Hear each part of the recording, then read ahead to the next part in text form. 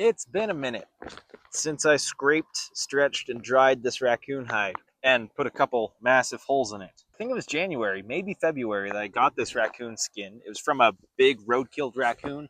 I showed how to skin it, how to flesh it. Of course, that could have gone a little bit better, but for my purposes, there's well more than enough usable material. I don't even know what I'll do with the tail right now, so I'm open to suggestions. But I'm turning this big guy into an arrow quiver, a lot like my badger quiver. I made this a long time ago, back when I lived in Utah, which was before I married my wife, about 6 years ago. This quiver is great, but it's all modern chrome tan leather. Apart from the badger skin, that's genuine rawhide. And this badger went through the exact same process. Scraped all the meat and fat off, washed it really thoroughly. I actually pickled this skin too. That helps set the fur and really cleans out that hide. You can see how nice that fur is. I love badger fur. But overall, this quiver's a little bit tassely. I don't like the synthetically tanned leather, so we're going to make something a lot more natural. Since making this quiver, I've gotten much more proficient at making brain tan buckskin from genuine deer skins and genuine brain substitute, also known as eggs. Yeah, I use egg yolk for tanning deer skins. I'm going to make a video about that in the future. It's got pretty cool results. This smoked brain tan smells great. It's tanned just with egg yolks, and it's machine washable. Can't say that about most leathers. Here's some more brain tan. I think this used actual brains with it. A friend of mine tanned this one. This is antelope. Technically speaking, it's pronghorn. Antelopes live in Africa, but this is the North American speed goat, the pronghorn antelope. The cool thing about antelope buckskin is it's extremely tough and very thin. So it's stronger than a nice thick deer hide, much more thin and still very breathable, nice and stretchy, really great for summer clothing, and really great for making buckskin thong, which is what I'm going to be sewing up this raccoon rawhide with. This is actually about 10 feet of this stuff, just made from a small patch of buckskin. I've got a video showcasing how to do that in greater detail right here. So let's get into it. So last time you saw this thing, it was all stretched out like this on a frame made of branches, strung out with some natural cordage, and it sat in that frame for a few months. Eventually I took it down and just put it in my garage. A dry hide lasts indefinitely like that, as long as you keep insects away from it. There's a kind of bug called a dermestid beetle. Tanners call them hide beetles. They will get into the hair side of any hide you have, and they will start tearing it apart even if it's totally dry. I can quickly make a charcoal pencil of sorts just by burning the end of a stick, or in this case, a bit of dried rush. That way I can mark out the dimensions for a quiver. I'm just going to fold this thing in half with the fur side in to get a good sense of where my lines are going to be. And I'm going to let this quiver be a bit smaller than my badger quiver. So if we're starting down here at the tail, you only need to go up to about here. I'm going to bring the front out a little bit. That way when it's folded up, the front isn't perfectly square, but coming off at more of an angle. I'll keep the back end pretty square. And seriously, I need ideas for this tail. It's going to be hard to tan. So if I can implement it in a way that keeps it stiff, that'd be great. Let me know what you guys think. Now we'll simply cut everything out. And I don't think I've mentioned the story of this knife on any of my social medias. This is the knife that inspired the design of the bushcraft knife that I sell. I forged this knife from a car spring back when I was still in high school. I may have just turned 18. So I've had this for quite a long time. When I made it, I was really unhappy with it. I was a bit of a perfectionist. And as you can see here, that brass is just a little bit crooked, and the tang didn't come all the way through to the other side, even though it's more than 90% through. So I put this knife in storage for like 7 years, totally forgot about it, dug it up a long time later, started using it, and turns out it's a really great knife. The shape, the edge, and the handle were all just exactly what I needed. So, wanting to share some of those features, I had a bladesmith create a bunch for me. And nowadays, I think this knife is really pretty. For some reason, I was just a different person back then. I didn't like how it turned out. It took a little maturing for me to realize a good thing when I had it. Here's a pro tip when cutting through any furs. Always cut through the flesh side, that's the side opposite the fur, and just barely cut through. I don't want to slice all this fur as I go through, because that's going to make a mess, and it's going to leave the edges looking like they had a buzz cut. So I'm trying to do as little damage to the fur, especially the undercoat, while still getting all the way through this hide. I know this looks small, but honestly, that's exactly what I'm going for. And this is going to be an upright quiver right behind my shoulders rather than hanging at my hip. It's going to be much more maneuverable that way. And if I tan the rest of this, there's almost enough for a hat. But this is a big old raccoon, and it's going to be hard to tan. So I will probably just save some scraps for tanning practice, but I don't think I'm going to tan this whole thing. Give me tail ideas though. Now, something I like to do with animal rawhide fur cases is scrape the flesh side a little more, because that removes more of the membrane. It will soften it just a touch more, and at some point I'm going to smoke this quiver to keep the hide beetles away from it. And I think it will help it absorb a little bit of smoke. It makes it look prettier too on the inside, because you can see all this is kind of yellow and we have this spotting up here. By just scraping it a little bit, it's going to look all nice and white, and it just takes a few minutes with your knife. If you don't have a knife, you can use a really abrasive stone, like a piece of granite or lava rock, even sandstone.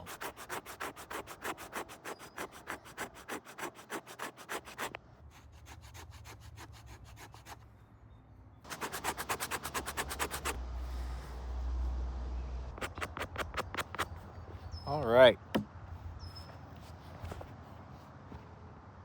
I'm gonna call that good. All right, with our fur cutout done, we're going to give this some buckskin trim. It's going to make that opening a lot more attractive than this rawhide with all the fur going away from it. I'm not going to give this one any tassel though. And right now I'm just getting dimensions and cutting it out, and then I'll sew it on once I've stitched the fur into a tube shape.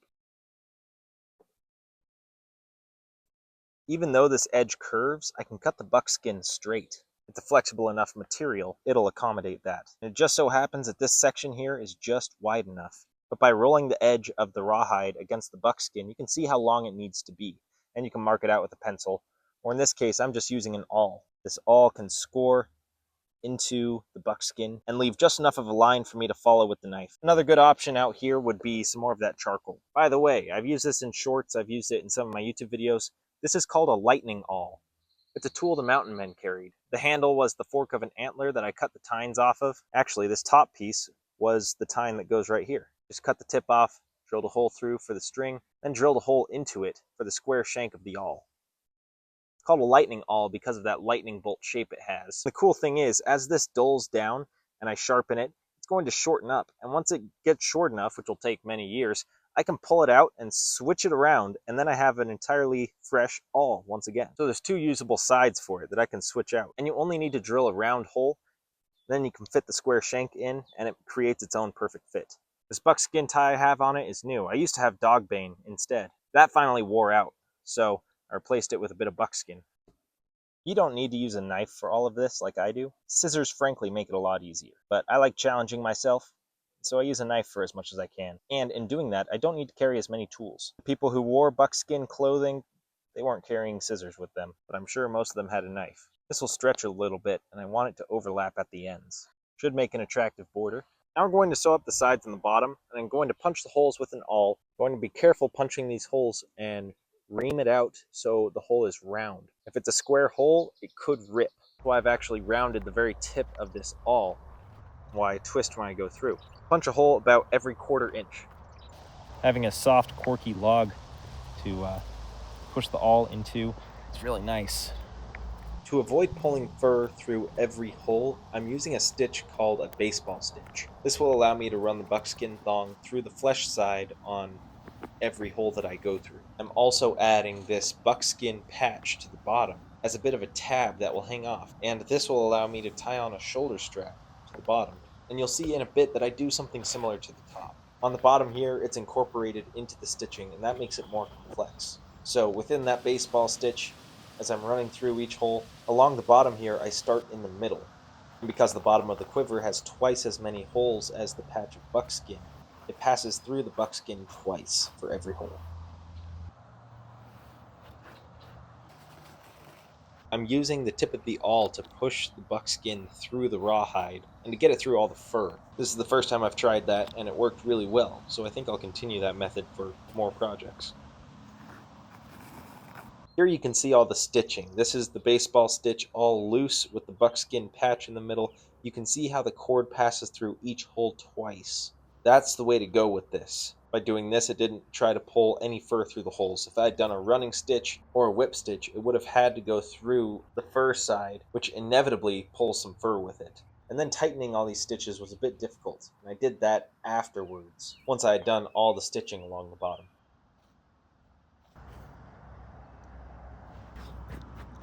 I kept the cord long enough that I can actually just continue it all the way up the quiver. I don't need to start a new piece here.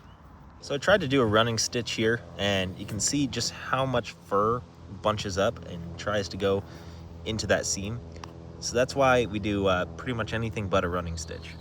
Honestly, the baseball stitch works pretty well here. The one problem is it likes to loosen up, so I have to work hard to keep everything tight. But so far it's the best stitch that I've found that doesn't pull fur through each hole. By pinning all the fur down, once you have the cord through the holes, then you can pull everything tight without it grabbing any fur. That time it grabbed just a little bit, so I wasn't pinning it down. That's how you do it. You just pull everything away from the seam. I'll go back through and tighten this all up. First, got to finish these last couple stitches. Doing it this way sped it up a lot. And go back and tighten. But just getting the cord through and getting it everywhere it needs to go, that made a real difference. I ran that last stitch through a second time so I could tie it off securely. Now I'm just doing an overhand knot, but I'm looping it through twice.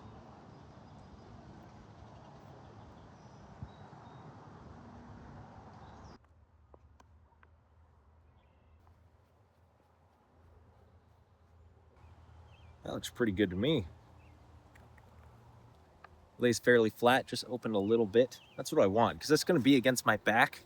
I don't want it round, because then if I bend over, all my arrows go out. So with it a little bit flat, it's going to be able to hold on to those arrows a little. Now we just got to get this collar on, and that gives me a top piece of buckskin that I can stitch the shoulder strap to. I punch all the holes through the buckskin first, and I use the holes already made in the buckskin to indicate where I need to go through the rawhide, and I punch the holes in the rawhide as I go along. I'm using a basic running stitch through this part because the buckskin holds all the fur in place, so I don't have the problems with the fur pulling through. A single running stitch is really quick to do on this. And then where the two ends of the buckskin collar meet, I let them overlap and I sew through that last hole again, and then tie the two ends of the cord together just with a simple square knot.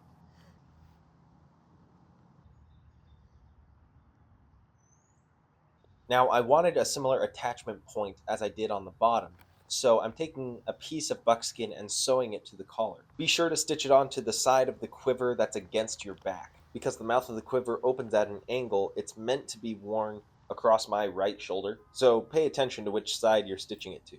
If you don't have a long enough piece of buckskin for an entire strap, you can do a sectioned off strap like this, taking shorter sections, stitching them together to make a long section. Now I got to get a length long enough to span across my chest and meet with these two pieces here.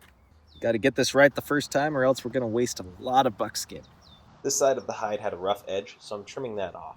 And then I'll cut the strap out of it, about 2 inches wide. Since buckskin is so flexible, I follow the curve of the hide a little bit. It doesn't make a big difference in the look of the strap, but if you want it to be absolutely straight and clean looking, use scissors and cut it straight instead of following any curves. In the end, I think this quiver ends up looking really great, so I'm really not bothered by a little bit of jaggedness in the strap.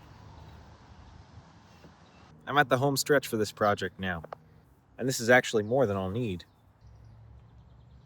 Yeah, I'm gonna go ahead and trim it right there.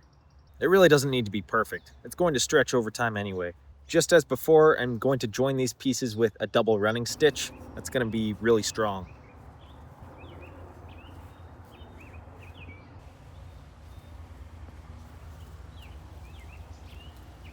So that's where I want to tie it. You know, I just had an idea. I can make this adjustable by just putting a cut in this bottom buckskin tab and sliding this through like a belt and tying it. I think that'll be a good way to go because buckskin stretches over time, and once I get all that stretch out of it, it's going to be a bit loose. And then I can just retighten it by retying the knot.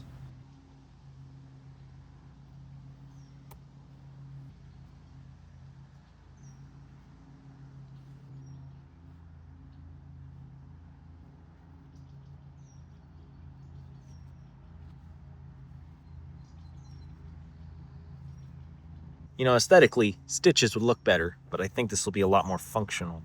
Now, I realize this quiver looks pretty small.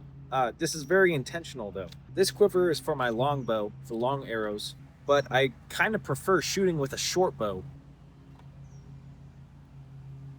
You can see the proportions there are kind of ridiculous. My short bow shoots arrows that are about 3/4 of this length, ending about right here. So really my short arrows will go in about this much with just the fletching sticking out. I like short bow because it's so maneuverable, especially in woods like this. Ooh, I like this. It's really low profile. It's not going to jostle with my movements. That strap is perfect tension right now, and I can adjust it whenever I need using that tie. Yeah, I'm really happy about this. Now, the last thing I'll do before ending this video is I'm gonna cut some rose stems. There's some invasive multiflora rose growing around here. They have all these straight canes, and when you dry them to make arrow shafts, they're super rigid. They're like fiberglass. They're also incredibly lightweight, being mostly hollow, just with a pithy center. So I'll cut some arrow shafts from my short bow, trim off the thorns, and fill up my quiver real quick.